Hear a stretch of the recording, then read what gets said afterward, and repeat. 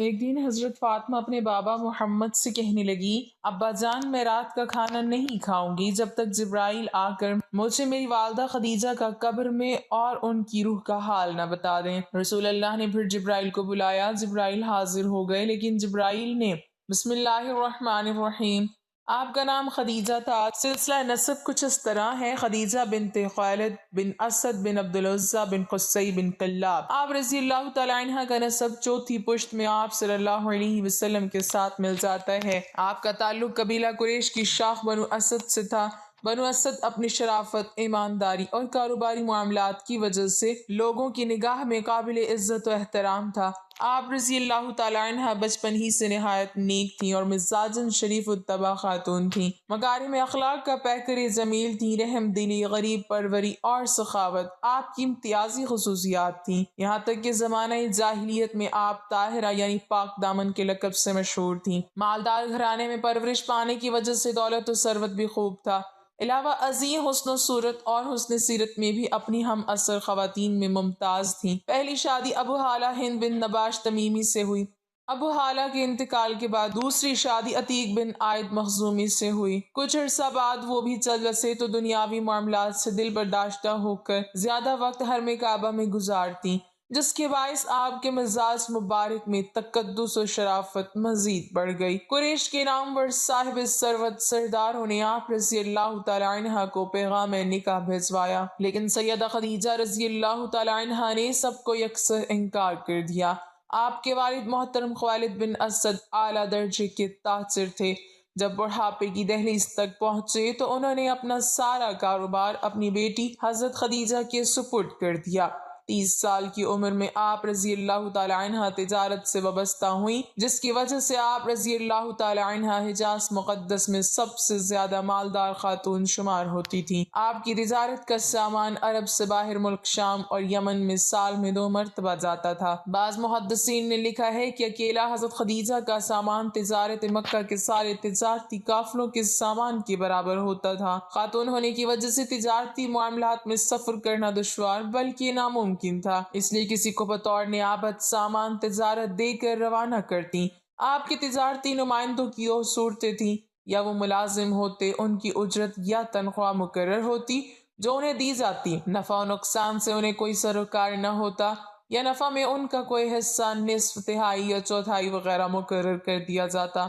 اگر نفع ہوتا تو وہ اپنا حصہ لے لیتے، جبکہ نقصان کی صورت میں ساری ذمہ داری حضرت سیدہ خدیجہ الکبریٰ رضی اللہ تعالی عنہا پر ہوتی۔ تقریباً 10 سال تک معاملات یوں ہی چلتے رہے، یہاں تک کہ آپ رضی اللہ تعالی عنہ کے کانوں تک نبی کریم صلی اللہ علیہ وسلم کی امانت و صداقت کا چرچا پہنچا۔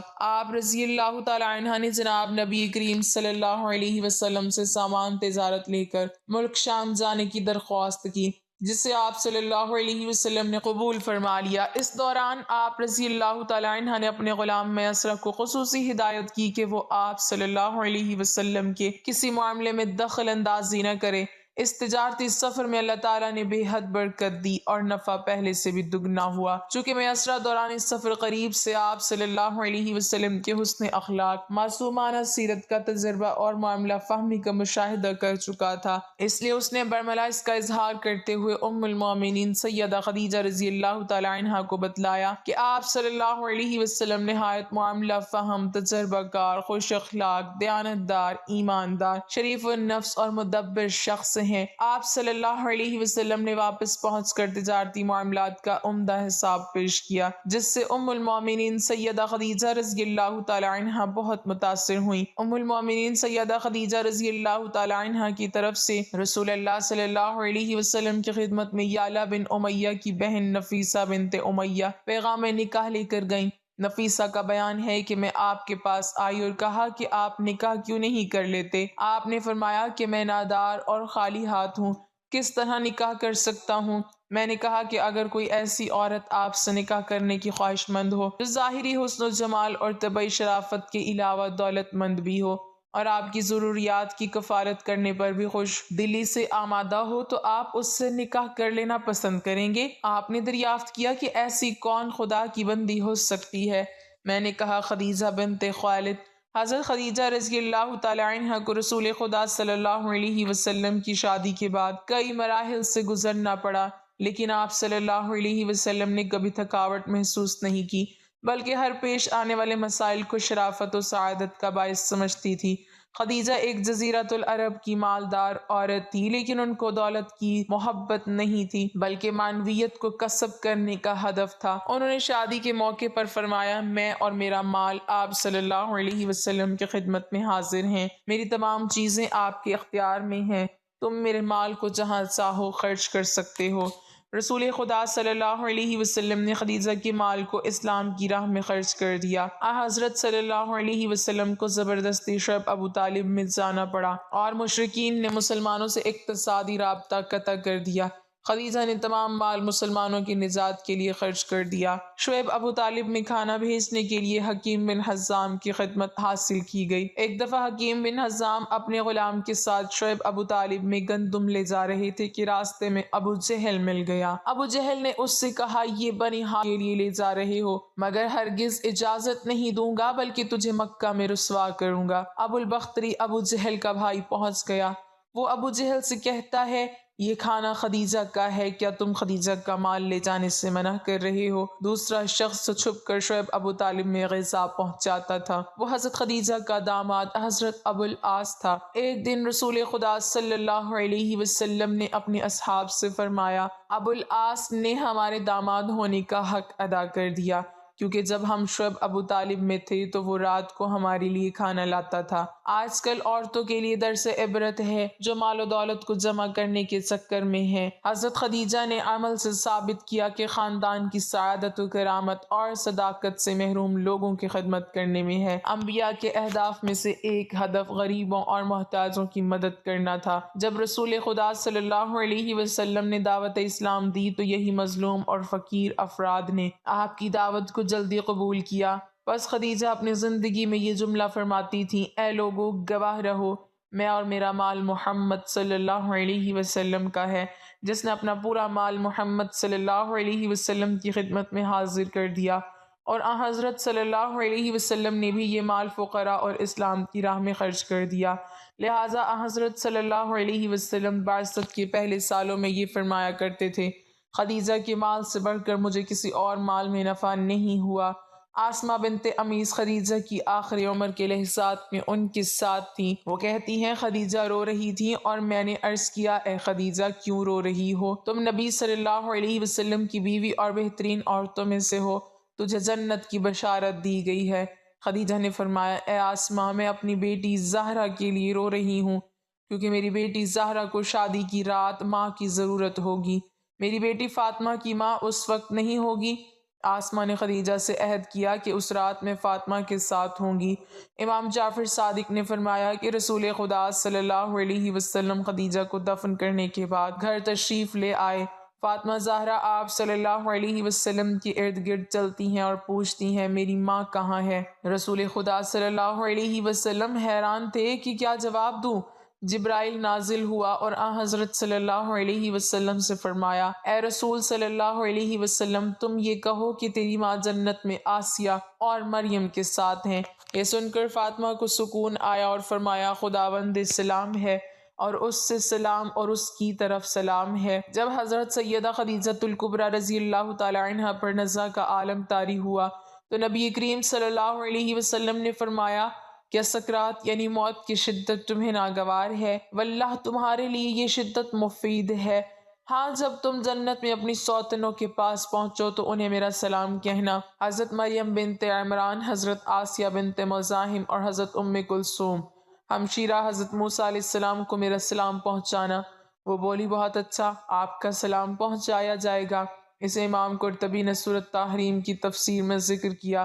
عریض البیان میں حضرت موسیٰ علیہ السلام کی ہمشیرہ کا نام مریم مرقوم ہے اور آپ کی والدہ کا نام لوحہ بنت بان بن لادہ بن یعقوب علیہ السلام ہے۔ حضرت خدیجہ الکبریٰ رضی اللہ تعالی عنہ کے وصال کے بعد خاتون جنت سیدہ فاطمہ الزہرا رضی اللہ تعالی عنہ عموماً مغموم رہتی تھیں۔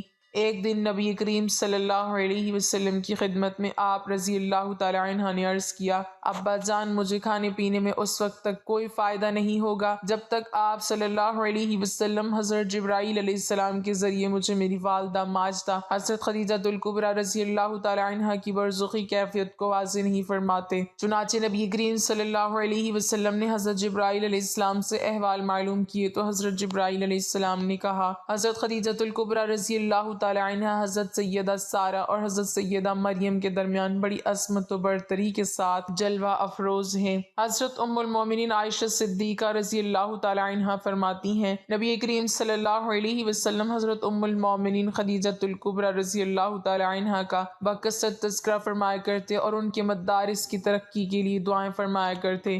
ایک دن حضرت خدیجہ الکبریٰ رضی اللہ تعالی عنہ کا ذکر فرما رہے تھے تو میں نے عرض کیا، آپ کو اس ضعیفہ سے بہتر خاتون اللہ تعالیٰ نے عطا فرما دی ہے۔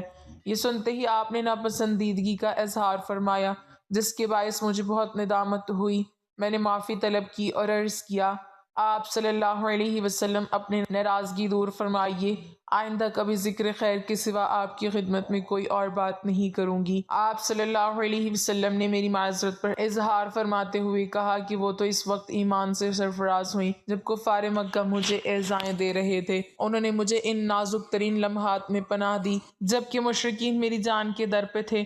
انہوں نے میرے ایسے زمانے میں تصدیق کی جبکہ اہل مکہ میری تکذیب کر رہے تھے۔ حضرت خدیجہ الکبریٰ رضی اللہ تعالی عنہ کے لیے دعائیں فرماتے ہوئے کبھی نہ اکتاتے۔ امہات المومنین میں آپ بلحاظ فضل و شرف ممتاز ہیں۔ چنانچہ شب معراج آپ جنت کی سیر فرما رہے تھے تو اس میں ایک عظیم محل دیکھا جو ہر نظر تک وسیع و کشادہ ہے۔ اس میں ایسی اشیاء رکھ دی گئی ہیں جو نہ کسی آنکھ نے دیکھی، نہ کانوں نے سنی اور نہ ہی کوئی انسان اپنے دل میں تصور و خیال لا سکتا ہے۔ آپ صلی اللہ علیہ وسلم نے دریافت فرمایا، یہ کس کا محل ہے؟ آواز آئی، یہ حضرت خدیجہ الکبریٰ رضی اللہ تعالی عنہ کا محل ہے۔ آپ نے فرمایا، میں انہیں ہدیہ پیش کرتا ہوں کہ اللہ تعالیٰ نے مال دنیا کے بدلے جنت میں محل عطا فرمایا۔ امام طبری علیہ رحمہ ظاہری اور قتادہ سے مروی ہے کہ عورتوں میں سب سے پہلے حضرت سیدہ خدیجہ الکبریٰ رضی اللہ تعالی عنہ ایمان لائیں۔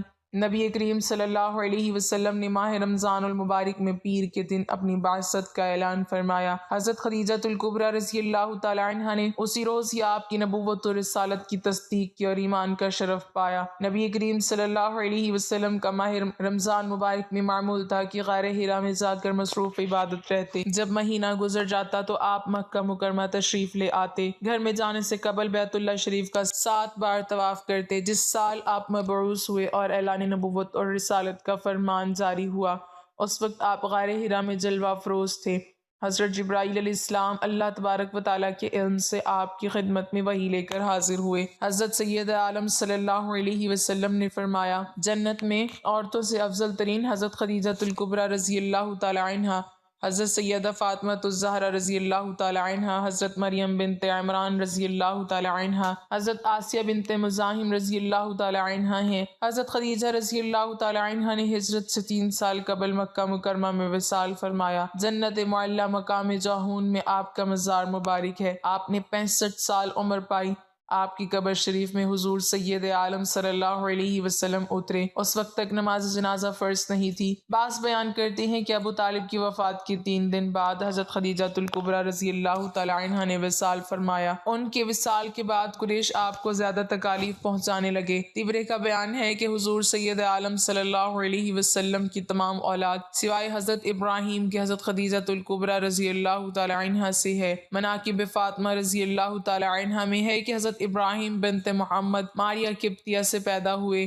نبی کریم صلی اللہ علیہ وسلم سے پہلے حضرت خدیجہ الکبریٰ رضی اللہ تعالی عنہ کے 2 نکاح ہوئے تھے، پہلا عتیق بن عائد بن عبداللہ سے اور دوسرا ابو حالہ سے۔ علامہ قرطبی رحمۃ اللہ علیہ نے سورۃ احزاب کی تفسیر میں بیان کیا ہے کہ ان کا نام زرارہ تھا۔ ان کے ہاں ایک لڑکا پیدا ہوا اور اس نے اسلام کا شرف پایا۔ چنانچہ وہ کہا کرتے تھے، کہ میں والدین بہن بھائیوں کی نسبت سب سے افضل ہوں۔ میرے باپ رسول کریم صلی اللہ علیہ وسلم ہیں، میری والدہ خدیجۃ الکبریٰ رضی اللہ تعالی عنہا ہیں، اور میرے بھائی قاسم اور میری ہمشیرہ فاطمۃ الزہرا رضی اللہ تعالی عنہا ہیں۔ بصرہ میں ان کا انتقال ہوا۔ جنازے میں لوگوں کا بے پناہ ہجوم تھا، اس لیے کہ وہ رسول کریم صلی اللہ علیہ وسلم کے ربیب ہیں۔ بعض نے کہا کہ آپ جنگ جمل میں شہادت سے سرفراز ہوئے۔ ایک مرتبہ حضرت خدیجۃ الکبریٰ رضی اللہ تعالی عنہا نبی کریم صلی اللہ علیہ وسلم سے عرض گزار ہوئیں، یا رسول اللہ صلی اللہ علیہ وسلم، جب حضرت جبرائیل علیہ السلام آپ کی خدمت میں حاضر ہوں تو مجھے بھی دکھائیے گا۔ چنانچہ جب حضرت جبرائیل علیہ السلام آئے، حضور سیدہ عالم صلی اللہ علیہ وسلم نے فرمایا، خدیجہ ادھر آؤ اور میری دائیں ران کے قریب بیٹھ کر دیکھ لیجئے۔ چنانچہ انہوں نے ایسا ہی کیا۔ آپ نے دریافت کیا، تم جبرائیل کو دیکھ رہی ہو؟ عرض کیا، ہاں۔ پھر آپ نے کہا، بائیں طرف دیکھو، اور پھر سامنے کی طرف دکھایا۔ حضرت خدیجۃ الکبریٰ رضی اللہ تعالی عنہا نے جبرائیل کو دیکھتے ہی عرض کیا، یا رسول اللہ صلی اللہ علیہ وسلم، یہ واقعی جبرائیل ہیں، شیطان ایسی صورت اختیار نہیں کر سکتا۔ پھر حضرت خدیجۃ الکبریٰ رضی اللہ تعالی عنہا نے لباس تبدیل کیا اور اپنے چچا زاد بھائی ورقہ بن نوفل کے پاس گئیں، ان سے آپ کی تمام کیفیات بیان کی۔ وہ بولے، خدائے قدوس کی قسم جس کے قبضہ قدرت میں میری جان ہے، باخدا اگر تم ان باتوں میں سچی ہو تو سمجھ لو یہ وہی ناموس اکبر آیت ہے جو حضرت موسیٰ علیہ السلام کے پاس آیا کرتے تھے۔ پھر ورقہ بن نوفل آپ صلی اللہ علیہ وسلم کی خدمت میں حاضر ہوئے اور آپ کے سر اقدس کو چوم لیا۔ حضرت عائشہ رضی اللہ تعالی عنہا سے مروی ہے کہ ایک دن رسول اللہ صلی اللہ علیہ وسلم حضرت سیدہ خدیجہ کا ذکر فرما رہے تھے۔ میں نے کہا، اے اللہ کے نبی، آپ اکثر اس بوڑھی بیوی کا ذکر کیوں کرتے ہیں؟ اللہ پاک نے اس سے بہتر بیوی آپ کو نوازی ہے۔ حضرت عائشہ فرماتی ہیں، جب میں نے یہ بات کہی تو رسول اللہ کا چہرہ انور سرخ ہو گیا۔ مجھے علم ہو گیا کہ رسول اللہ کو میری بات اچھی نہیں لگی۔ پھر حضرت عائشہ رضی اللہ تعالی عنہا نے فرمایا، اے اللہ کے نبی، آپ ناراض کیوں ہو رہے ہیں؟ مجھ سے غلطی ہو گئی، میں آج کے بعد ایسی بات نہیں کروں گی۔ رسول اللہ نے حضرت عائشہ کو معاف کرتے ہوئے فرمایا، خدیجہ کو میں کیسے بھول سکتا ہوں؟ خدیجہ نے میرا ساتھ اس وقت دیا جب ہر طرف سے کفار مجھے تکلیف اور مشکلات پہنچا رہے تھے۔ خدیجہ اس وقت میرا سہارا بنی جب مشرکین مکہ میری جان لینے کے پیچھے پڑے تھے۔ تمام بیویوں میں سے حضرت محمد صلی اللہ علیہ وسلم اپنی پہلی بیوی حضرت خدیجہ کو اکثر یاد کیا کرتے، ان کے لیے اللہ سے مغفرت کی ہر وقت دعا کرتے۔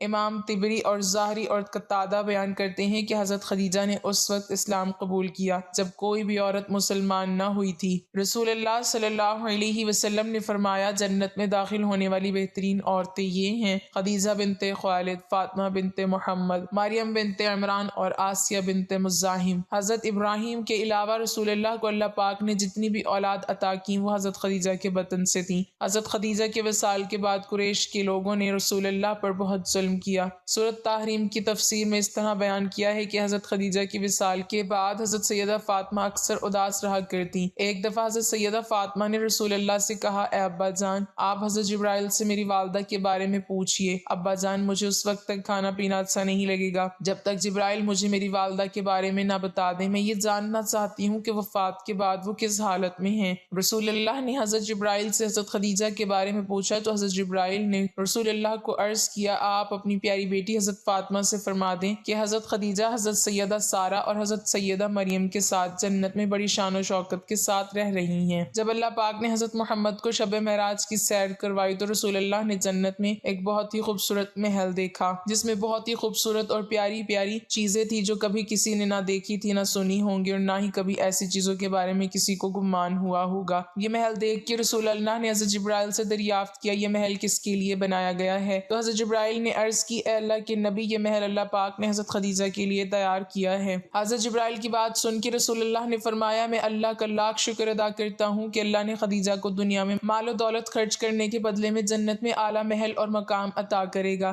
اس بات میں کوئی شک نہیں کہ حضرت خدیجہ کی زندگی عورتوں کے لیے بہترین نمونہ ہے۔ رسول اللہ صلی اللہ علیہ وسلم نے فرمایا، تمہارے اتباع اقتداء کے لیے 4 عورتیں ہی کافی ہیں، مریم بنت عمران، خدیجہ بنت خویلد، فاطمہ بنت محمد اور فرعون کی بیوی حضرت آسیہ۔ حضرت سیدنا خدیجہ وہ پہلی خاتون ہیں جن کو اللہ پاک نے خود سلام بھیجا اور جنت میں اعلیٰ محل کی بشارت بھی دی۔ قرآن پاک میں سب سے پہلے آپ کو ام المومنین کے لقب سے نوازا گیا۔ حضرت خدیجہ نے ہی سب سے پہلے رسول اللہ صلی اللہ علیہ وسلم کی نبوت کی تصدیق کی۔ اللہ تعالی ہمیں دین کی مکمل سمجھ نصیب فرمائے اور ہمارا خاتمہ ایمان پر فرمائے، آمین۔ ناظرین، کمنٹ باکس میں اللہ تعالیٰ کے 99 ناموں میں سے ایک نام ضرور ٹائپ